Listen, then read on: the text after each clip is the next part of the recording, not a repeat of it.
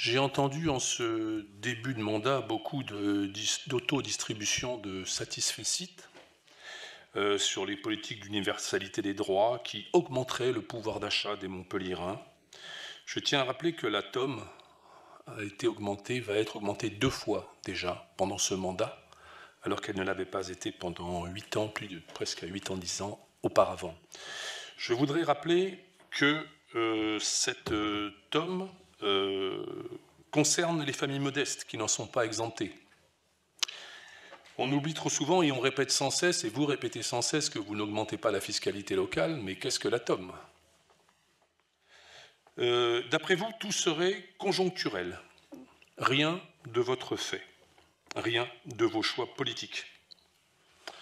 Pourtant, on ne peut pas dire que la TOM soit augmentée innocemment. J'étais pendant 4 ans le vice-président en charge de cette politique et je rappelle que j'ai fait voter une stratégie zéro déchet de 100 mesures qui évitait toute augmentation de la TOM en baissant drastiquement les tonnages par une politique volontariste. Elle n'a pas été mise en place, au contraire, tout occupié que vous étiez par le grand barnum de la gratuité du tram. On envisage un incinérateur à plastique funeste qui nécessite, pour être fonctionnel, toujours plus de déchets. La TOM augmentera encore. Nous n'avons pas épuisé nos craintes en matière budgétaire. Vous entendez les alertes budgétaires, celles sur le surendettement? Doit-on fermer les piscines, les médiathèques, annuler les événements culturels, sportifs, augmenter toujours nos impôts, la TOM notamment, annexer la taxe foncière? Quand vous vous représentez tout cela, dites-vous que vous n'avez encore rien vu.